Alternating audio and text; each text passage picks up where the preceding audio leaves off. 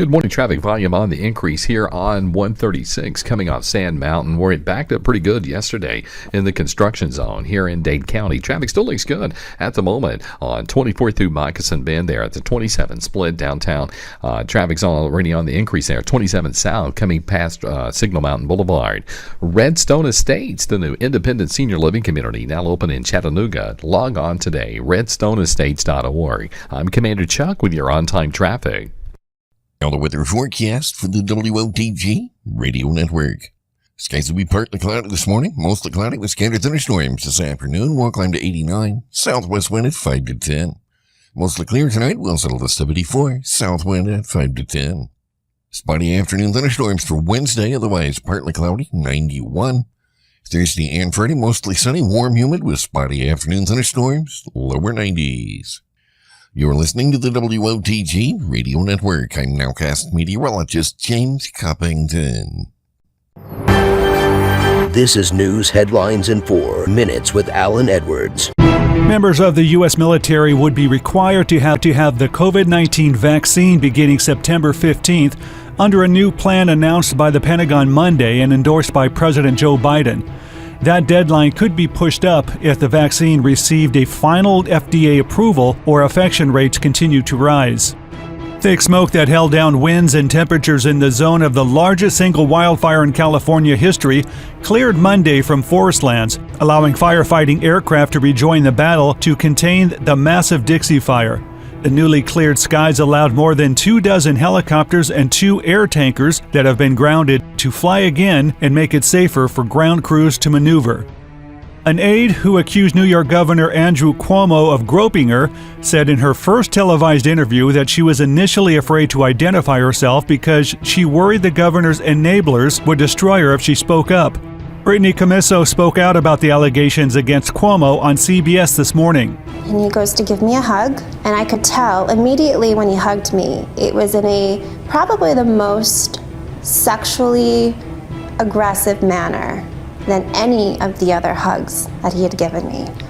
Canada on Monday opened the border it shares with the United States for the first time in more than a year, welcoming U.S. citizens and returning Canadians who have been fully vaccinated. The border officially was opened after midnight on Sunday.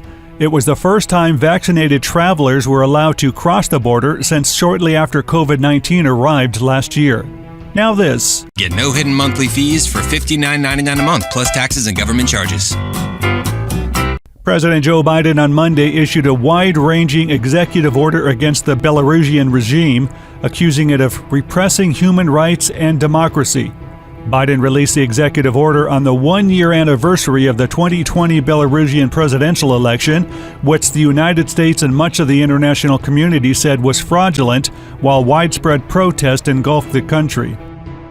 A criminal trial that accused R&B singer R. Kelly of trafficking women and girls for sex for decades began in New York City on Monday with the start of jury selection. The singer, whose real name is Robert Sylvester Kelly, faces numerous charges in the case, including sexual and physical abuse, child pornography, paying hush money, and racketeering. Court TV's Julia Jenny was there at the courthouse.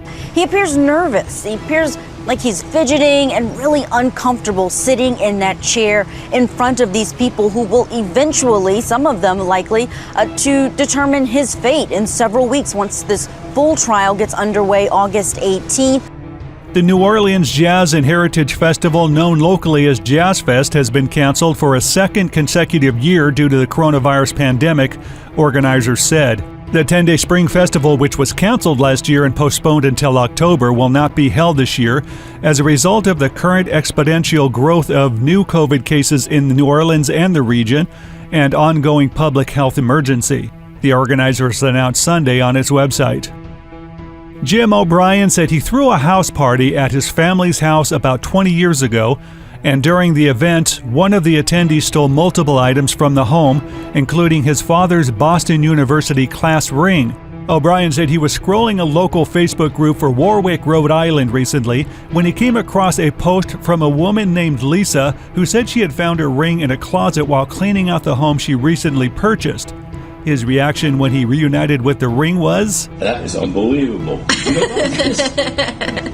Wow. And that's news headlines in 4 minutes. I'm Alan Edwards.